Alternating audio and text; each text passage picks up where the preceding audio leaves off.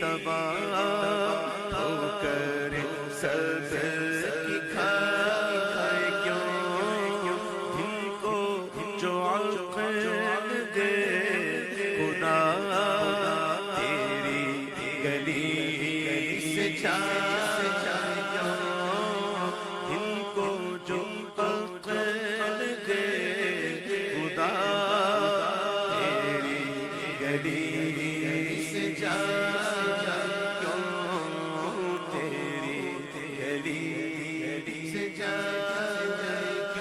ورحمۃ اللہ وبرکاتہ۔ وعلیکم السلام ورحمۃ اللہ وبرکاتہ۔ الحمد للہ رب العالمین والعاقبۃ للمتقین والصلاة والسلام علی سید الانبیاء واشرف المرسلین وعلى آلہ واصحابہ الطیبین الطاہرین وأصحابه الأكرمين ومن أحبهم وتبعهم بإحسان أجمعين إلى يوم الدين أما بعد فقد قال الله سبحانه وتعالى في الكلام المجيد والفرقان الحميد فأعوذ بالله من الشيطان الرجيم بسم الله الرحمن الرحيم يا أيها الذين آمنوا لا تقولوا راعنا وقولوا انظرنا واسمعوا وللكافرين عذاب أليم صدق الله مولانا العظيم وقال تعالى في شان حبيبه إن الله وملائكته يصلون على النبي يا أيها الذين آمنوا صلوا عليه وسلموا تسليما اللهم صل على سيدنا وشفيعنا ونبينا ومولانا محمد وعلى آله وصحبه أفضل صلواتك وعدد معلوماتك وبارك وسلم صلاة وسلام عليك يا حبيبي يا رسول الله صلى الله تعالى عليك وسلم۔ معزز سامعین کرام، محترم بزرگوں اور عزیز دوستوں، اللہ تبارک و تعالیٰ کا فضل احسان ہے، اس نے ہم گنہگاروں کو کالی کملی والے آقا حضور رحمت للعالمین شفیع المذنبین ارواحنا فدا مصطفیٰ صلی اللہ علیہ وسلم کا امتی بنایا۔ کرم ہے حق تعالیٰ کا، اس نے ہم گنہگاروں کو حضور علیہ السلام کے ذکر جمیل کو سننے کے لیے ہم اور آپ کو یہاں پر جمع فرمایا۔ عزیزان محترم، مائک خراب ہونے کی وجہ سے لیٹ شروع کرنا پڑا۔ انشاءاللہ مختصراً چند باتیں آپ حضرات کے سامنے رکھوں گا، اس کے بعد مل صاحب بھی کچھ 15-20 منٹ آپ کے سامنے رکھیں گے، چونکہ مل صاحب کا بھی ارادہ نہیں تھا، لیکن اصرار کرنے پر انشاءاللہ تعالی 15-20 منٹ رکھنے کا ارادہ ظاہر فرمائے، اسی لیے میں بھی مختصراً چند باتیں آپ حضرات کے سامنے محفل کو چھوڑے بغیر، چونکہ یہاں پر مرد حضرات بھی آئے ہیں، دور دور سے عورتیں بھی آئی ہوئی ہیں، اسی لیے حضور علیہ السلام کا وہ ذکر کر کے اپنے نام اعمال میں ذکر رسول لکھوا سکے اور اپنے گناہوں کو رب کی بارگاہ میں معاف کروا سکے، اسی لیے ذکر رسول انشاءاللہ تعالی مختصراً آپ حضرات کے سامنے کریں گے۔ عزیزان محترم، 2 دن آپ حضرات کے سامنے میں نے حضور علیہ السلام تمام رسولوں میں آپ کی شان و عظمت نرالی ہے، تو اس سے متعلق مصطفیٰ نوری بشر ہے تو کیسے ہے، چند باتیں آپ حضرات کے سامنے رکھا۔ آج جو آیت شریفہ میں نے پڑھا یہ دوسرا عنوان ہے، کیونکہ ہمارے پاس دن بہت کم ہے، اتوار کے دن آخری بیان ہوگا، اسی لیے کچھ دوسرے عنوان پر بھی چند باتیں آپ حضرات کے سامنے رکھنا ضروری ہے۔ اسی لیے میں نے آج جس آیت شریفہ کو میں نے تلاوت کا شرف حاصل کیا، یہ موضوع ہے، یہ عنوان ہے حضور علیہ الصلوۃ والسلام کے در کے آداب۔ ادب عام لفظوں میں کہا جائے تو ادب، سرکار کی بارگاہ کا ادب کیسے ہونا چاہیے، صحابہ کیسے کیا کرتے تھے، قرآن کریم کے اندر ہم کو کیسا ادب کرنے کا حکم دیا گیا، اس سے متعلق آیت شریفہ ہے اور موضوع ہے۔ معزز سامعین اکرام، اللہ تبارک و تعالیٰ سورہ فتح کے اندر ارشاد فرمایا لِتُؤْمِنُوا بِاللَّهِ وَرَسُولِهِ، چاہیے کہ تم اللہ اور اس کے رسول پر ایمان لائے۔ ایمان لانے کے بعد اللہ تبارک و تعالیٰ سب سے پہلا ایمان والوں کو سبق دے رہا ہے وَتُعَزِّرُوهُ وَتُوَقِّرُوهُ، تمہارا کام یہ ہے حد درجہ یعنی بہت زیادہ سرکار دو عالم صلی اللہ علیہ وسلم کی عظمت تعظیم بجا لانا اللہ تبارک و تعالیٰ حکم دے رہا ہے۔ ادب سرکار کی بارگاہ کا ایک ایسا قرینہ ہے، اگر وہ انسان کے پاس نہیں ہے تو سب بیکار ہے۔ آپ قرآن کریم کی تفسیر میں مول صاحب سے بھی آپ نے سنا، شیطان کے پاس سب کچھ تھا، عبادتیں تھی، عزتوں والا نام تھا، چپے چپے پر اس نے سجدہ کر لیا، فرشتوں کو درس دینے والا بن گیا، اتنا فرشتوں کو درس دیتا تھا، پڑھاتا تھا۔ روایتوں میں آتا ہے جھولے پر اگر بیٹھ جائے تو اس کا جھولا جس سمت جاتا وہاں کے پورے فرشتوں کو پڑھا دیا کرتا تھا، ایسی شان والا تھا۔ سیدھی طرف چلے جائے تو سیدھے طرف کے پورے فرشتوں کو پڑھا دیتا، بائیں طرف اگر اس کا جھولا چلا جائے تو بائیں طرف کے پورے فرشتوں کو پڑھاتا تھا۔ معلم الملائکہ جس کو کہا جاتا ہے، یعنی فرشتوں کا پڑھانے والا، فرشتوں کو پڑھانے والا، فرشتوں کو سبق دینے والا، فرشتوں کا ماسٹر تھا۔ لیکن اتنا سب کچھ ہونے کے باوجود بھی اللہ تبارک و تعالیٰ اس کو کیوں دھتکار دیا؟ اس کے اندر انانیت آ گئی، یعنی میں اچھا ہوں، انا خیر منہ کہنے لگا، میں اچھا ہوں۔ خلقتنی من نار، قرآن کہہ رہا ہے کہ وہ یہ دعویٰ کرنے لگا کہ اللہ تو نے مجھے آگ سے پیدا کیا، وَخَلَقْتَهُ مِن طِین، اور حضرت آدم علیہ السلام کو مٹی سے پیدا کیا۔ تو یہ فخر اس کے اندر آ گیا۔ اللہ تعالیٰ ایک مطالبہ اس سے کرا، تو آدم، میرے آدم کے سامنے سجدہ کر۔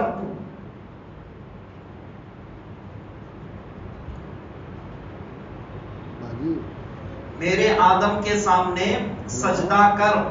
اللہ تبارک و تعالیٰ کہنے لگا، اگر مان لیتا بات قصہ ختم تھا، لیکن اس نے اللہ کو معاذ اللہ الٹا کہنے لگا کہ اے پروردگار میں ان سے بہتر ہوں، اور دلیل پیش کرنے لگا۔ کیا دلیل پیش کرنے لگا؟ میں خلقتنی من نار، مجھ کو آگ سے پیدا کیا گیا، وَخَلَقْتَهُ مِن طِین، اور ان کو مٹی سے پیدا کیا گیا۔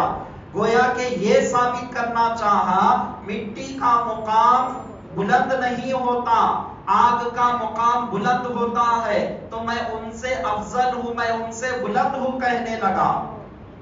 اللہ تبارک و تعالی اس کے اس تکبر کی وجہ سے آسمانوں سے اس کو دھتکار دیا، آسمانوں سے اس کو زمین پر پھینک دیا گیا، رسوا ہو گیا، ذلیل و خوار ہو گیا، تمام عبادتیں سب کچھ برباد ہو گئی۔ کیوں برباد ہو گئی؟ اتنے عبادتیں، اتنی ریاضتیں، اتنے مجاہدات اس کے تھے، فرشتوں کو پڑھانے والا، فرشتوں کو درس دینے والا، فرشتوں کو سبق دینے والا، ان کا ماسٹر تھا، ان کا استاد تھا، صرف ایک غلطی کی وجہ سے۔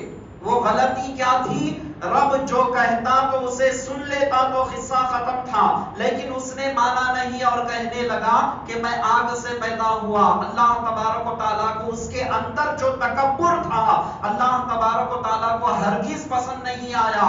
اللہ تبارک و تعالیٰ نے اس کو دھتکار دیا، ساری عبادتیں اس کے تمام کے تمام ختم ہو گئے۔ تو پتہ کیا چلا عزیزان محترم؟ اللہ تبارک و تعالیٰ پیغمبر کے در کے آداب کو بجا نہ لانے کی وجہ سے اس کی ساری عبادتوں کو ختم کر دیتا ہے۔ قرآن ہم کو یہ تعلیم دے رہا ہے،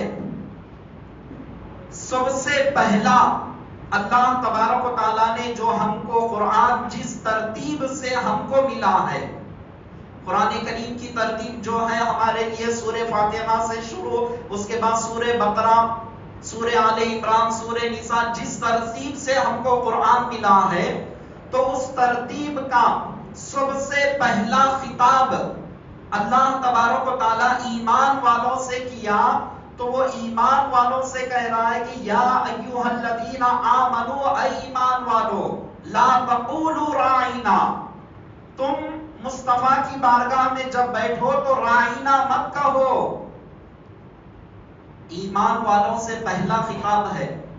میں نزول کے اعتبار سے بات نہیں کر رہا ہوں، جیسے اللہ تعالیٰ کی بارگاہ سے نازل ہوا وہ بات نہیں کر رہا ہوں، ہم کو جو قرآن ملا ہے، جس ترتیب سے ملا ہے، آپ قرآن اٹھا کر دیکھ لیں، یہ پہلا خطاب ہے، یعنی پہلی مرتبہ اللہ تعالیٰ ایمان والوں سے مخاطب ہو رہا ہے کہ یا ایھا الذین آمنوا، اے ایمان والو، لا تقولوا راعینا، میرے حبیب کی بارگاہ میں جب تم بیٹھو تو راعینا مت کہو، پھر کیا کہو؟ انظرنا یا رسول اللہ کہو، انظرنا یا رسول اللہ کہو، ہماری طرف نظر کرم کیجئے یا رسول اللہ کہو۔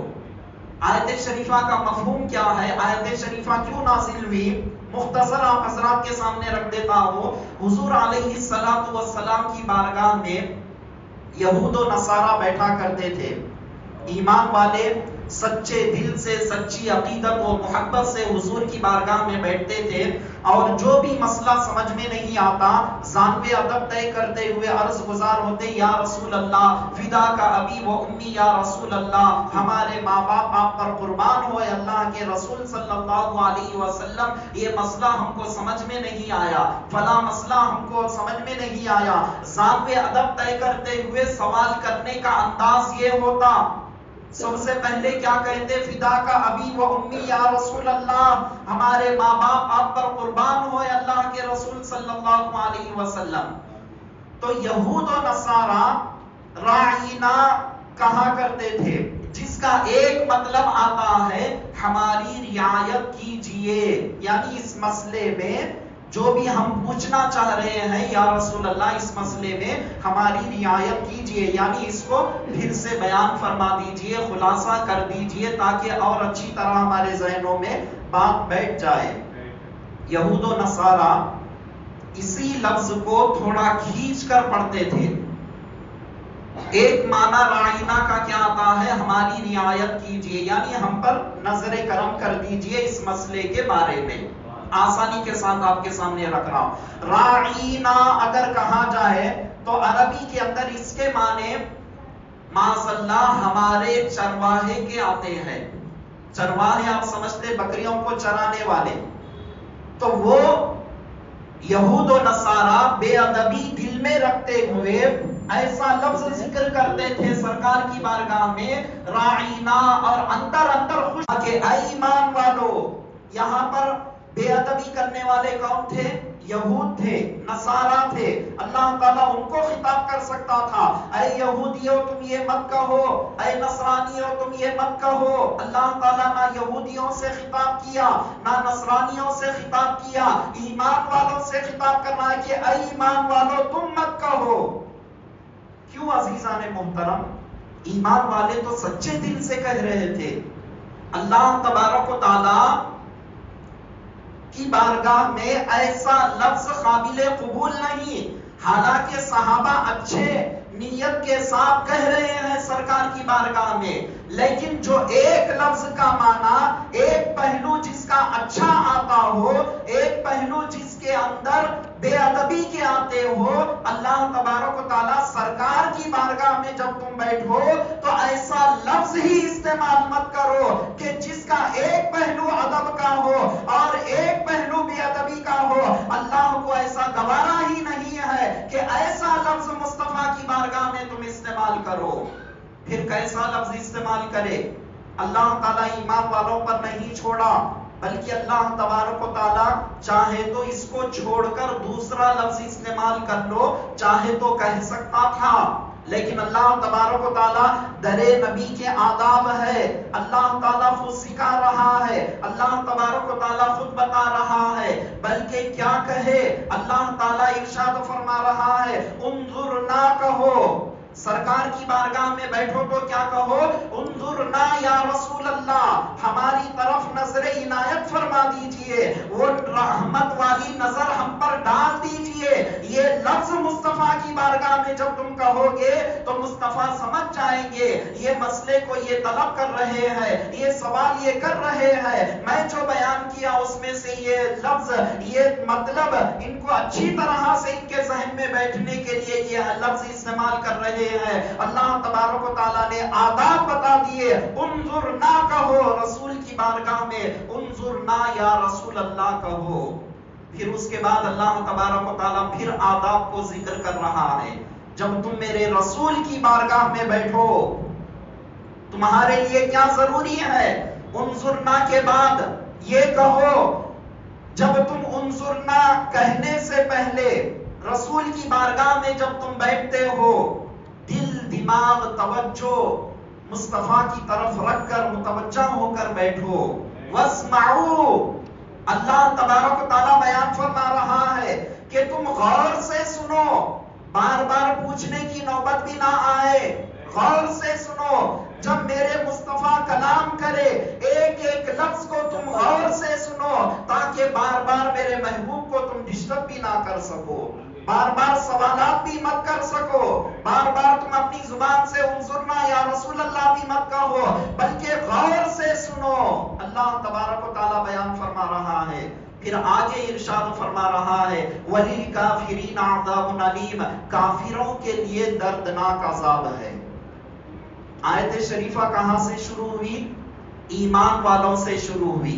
ختم کہاں پر ہو رہی ہے؟ بیچ میں نہ کافروں کا ذکر ہے، کچھ نہیں. اللہ تبارک و تعالیٰ ایمان والوں کو نصیحت کر دیا، ایمان والوں کو در رسول کے آداب بتا دیا، ایک لفظ سے منع فرما دیا، ایک لفظ کو کہنے کا حکم دیا، اس کے بعد غور سے سننے کا حکم دیا. اس کے بعد اللہ تبارک و تعالیٰ بیان فرما رہا ہے ایسے انکار کرنے والوں کے لیے دردناک عذاب ہے. تو قرآن یہ اشارہ دے رہا ہے میرے رسول کی در کی بارگاہ کی بے ادبی اگر ہو جائے تو وہ ایمان والا باقی نہیں رہتا، وہ کلمہ گوہ باقی نہیں رہتا، بلکہ اگرچہ وہ ہزاروں لاکھوں بھی سجدے کر لے لیکن رسول کی در کی بے ادبی اگر ہو جائے تو قرآن اعلان کر دیا وَلِلْكَافِرِينَ عَذَابٌ عَلِيمٌ، ایسے کافروں کے لیے دردناک عذاب ہے. اس لیے کہ اب وہ ایمان والا نہیں ہے، ایمان سے وہ خارج ہو گیا. اس لیے جب وہ ایمان سے خارج ہو گیا تو ایسے کافروں کے لیے اللہ تبارک و تعالیٰ نے دردناک عذاب تیار کر رکھا ہے. معزز سامعین اکرام، انشاءاللہ کل پھر اسی عنوان پر کچھ اور گفتگو کریں گے. اللہ تعالیٰ کی بارگاہ میں دعا ہے کہ پروردگار عالم ہم تمام کو در رسول کے حضور علیہ السلام کے حد درجہ تعظیم ہمارے دلوں میں عطا فرما. مولا انہی کی محبتوں میں جینے، انہی کی محبتوں میں مر مٹنے کی توفیق عطا فرما. واسطہ سرکار دو عالم صلی اللہ علیہ وسلم کا برحمتک یا ارحم الراحمین والحمد للہ.